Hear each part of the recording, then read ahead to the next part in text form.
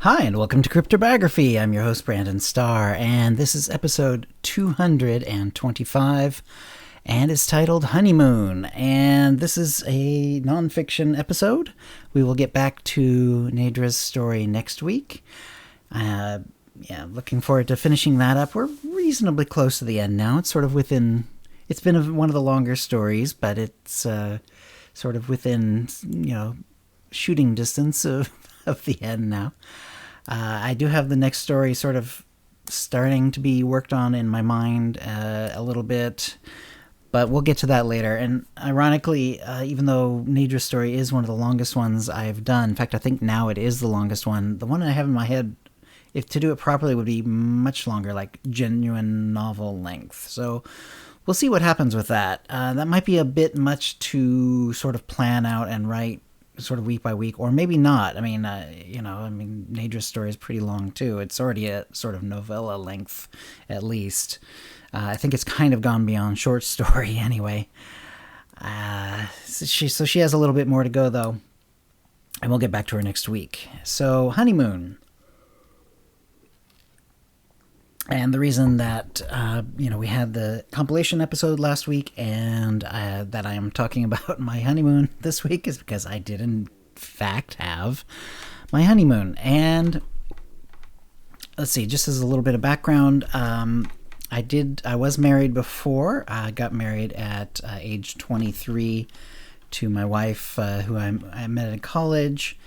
And we had a pretty good long run, but unfortunately she did die back in 2015, and we didn't really do a honeymoon. We were living, so again, still talking about the first marriage. We had moved down to Sacramento briefly, and yet because her family was mostly in Portland and my family was at least in the Pacific Northwest, we decided not to have the wedding in Sacramento, but rather to have it in Portland. And because of that, we made a few little mini drive ups to prepare and stuff like that. And it was, it was quite, there was quite a bit to it. But once, and then once it happened, and we did it on July 4th weekend purposefully so that, everyone would have like time off to come do it if they wanted to, including us, because we were both working at the time. And because of that, though, and we didn't, have much money, we were, just out of college and still sort of finding our footing and so on, ended up not really having much time afterwards. So on the way back down, we watched, I think it was 2 different plays in Ashton. We were basically there for like a day. We got there early one day, watched a play, watched another play the next day, and then just headed out. We ended up sleeping like in Northern California in a very hot rest area with like semi trucks next to us. It was really brutal, but not much of a honeymoon really. And I didn't really feel it as a loss or anything, because the wedding was wonderful and, it was great seeing everyone. And we did have a little bit of a honeymoon, seeing the plays and so on. So it wasn't like it was a hole, in my heart or hers either. And we just sort of, and then we just got on with life. It was not really a big deal. So it was interesting now with, my new wife, because we've actually been married a year. We were hoping to get married and then have an actual honeymoon. We're both adults, that have, we're financially stable and everything. And it seemed, like a great idea to do, get married and then have a nice honeymoon right afterwards. And, our kids are not an issue. 2 of them are now adults. The third one, although a kid, she does have, her husband, the child's father, to sort of help take care of him for that sort of thing. But then COVID happened, and our marriage was delayed and altered, and we ended up, having basically, it was like a COVID wedding essentially, in her house, with family watching via iPod or iPad rather, and you know, no way to travel because this is, before there was even a vaccine. And then what we were hoping originally, before it got all altered, was she really wants to see like Eastern Canada because she's Canadian herself by birth. She's and lived there, much of her life, although she's been in the States quite a while now. But she's never really been to Eastern Canada for, in any way. So she wants to see Montreal and Ottawa and all that sort of stuff.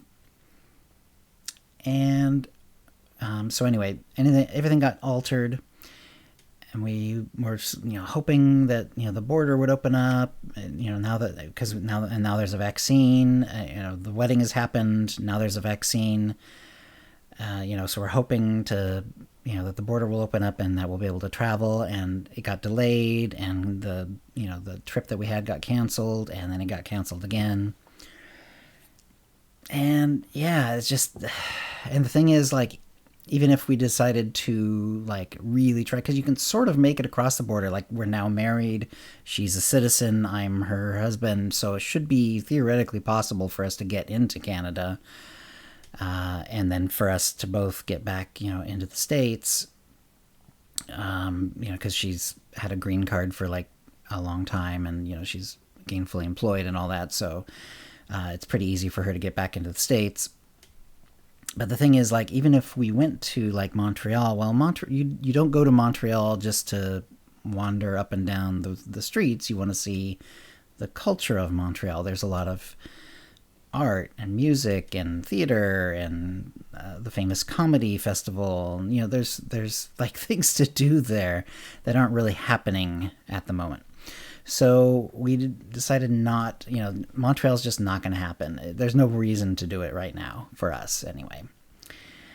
So what do we do instead? Well, we just took our car and we found an Airbnb, and we ended up going to Yellowstone for basically, let's just call it a week. It was a little less than a week in the park, but there was 2 days driving there, 2 days driving back.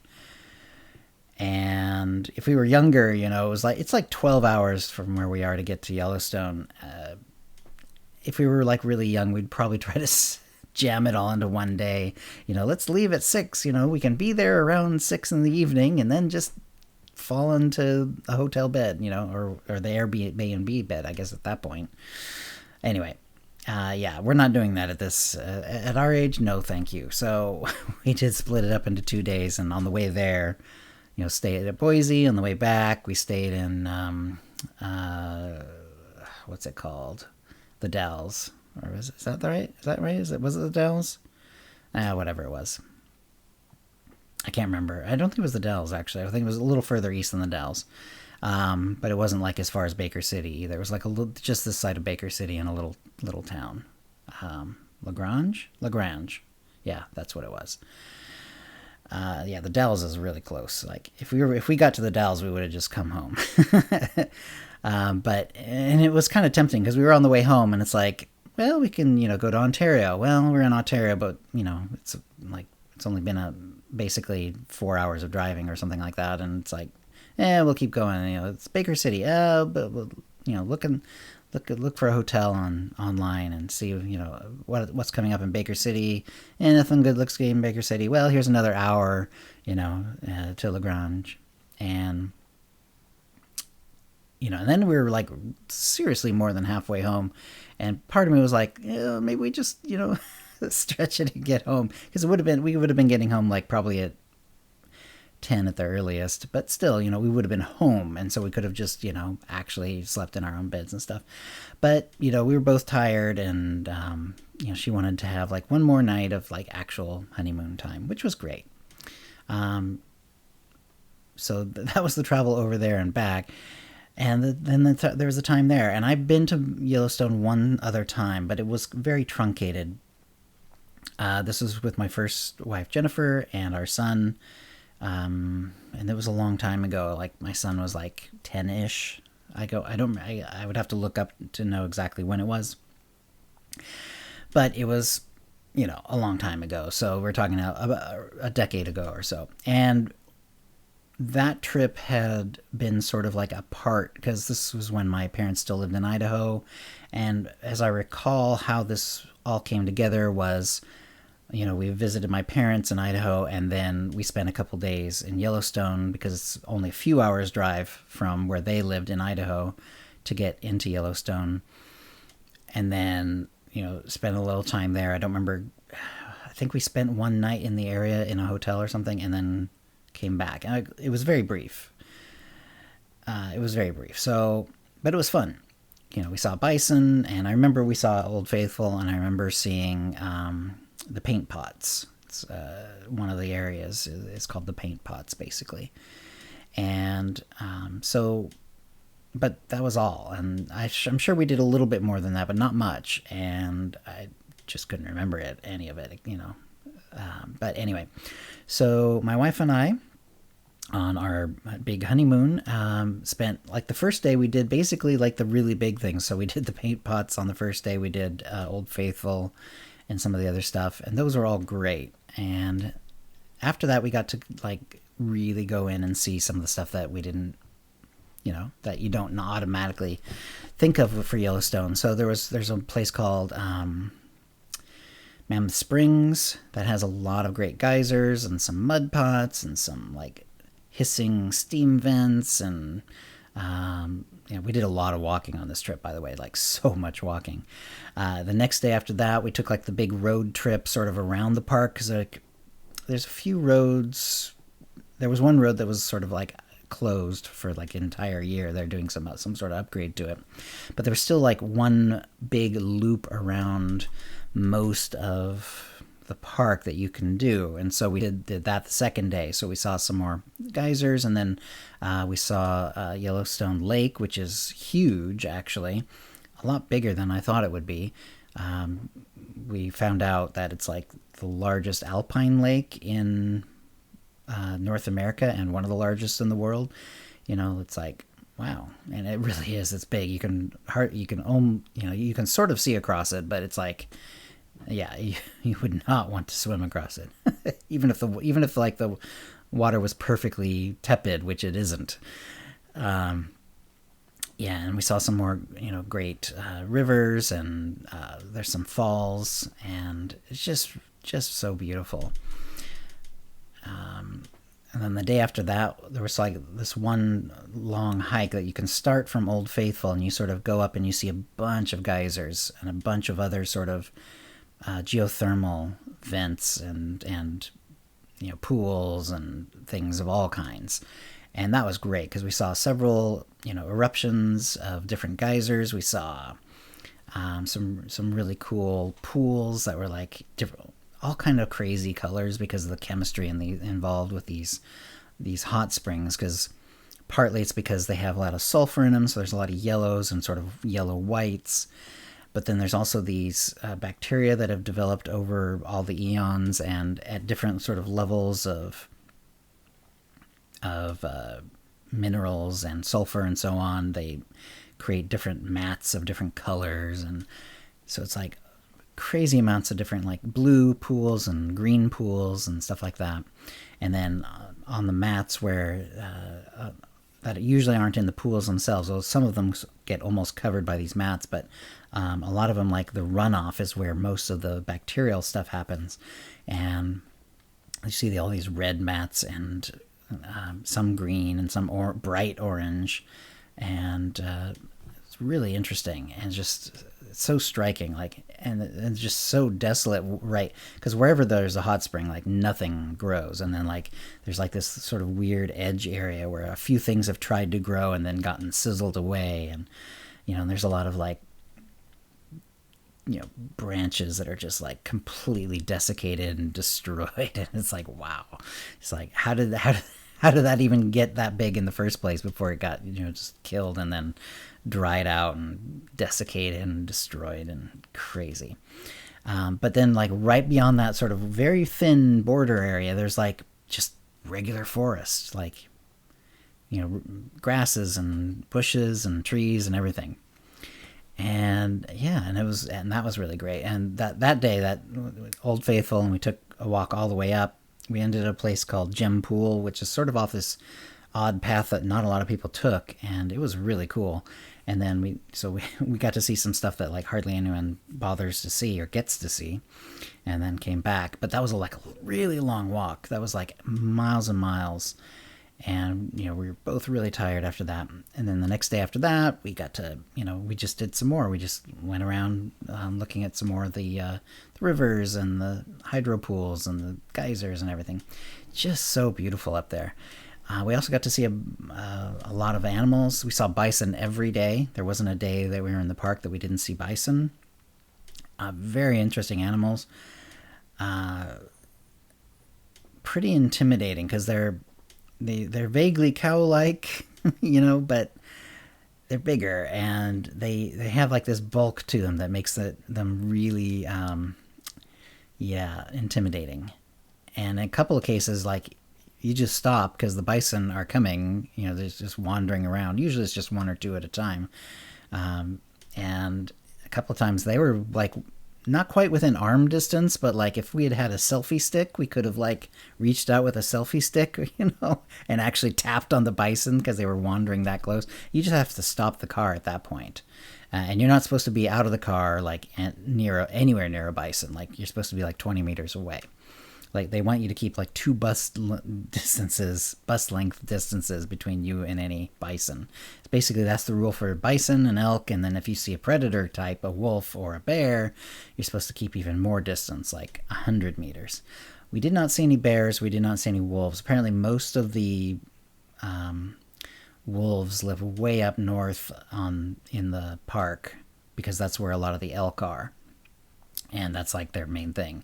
As far as the bears, I don't know if it was coincidental or if we just didn't, or if they just kind of stay away from the parts where people are, or if because it's fall, right now it's autumn, it's late autumn, and they're probably getting ready to hibernate, which means they're looking to eat, which probably means they're mostly like trying to fish, basically, I would imagine, or that sort of thing. I didn't really see any like berry bushes or a lot of other things that you might think bears might be interested in. So I assume the bears were like fishing, basically, and we didn't really see any. In fact, we didn't see any. We saw elk almost every day, though. We saw elk like 4 different times. And elk are pretty impressive, too, because they're basically deer, only they're a hell of a lot bigger. And didn't see any of those too close up. Like the closest one was when we were in the car one time, and it was like sort of a road that was sort of becoming one of the parking lots.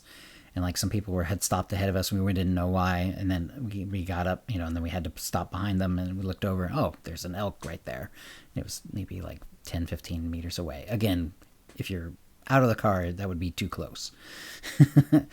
But anyway, and all this was great, but what really made it special was being with my wife, and it was just the two of us. Like, we didn't have to visit anyone. We didn't have to worry about anything.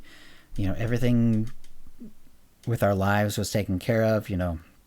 She had taken vacation time, and her son, who's still under 18, was going to be at his father's house. My son was up at his college. Her other son is an adult and can take care of himself.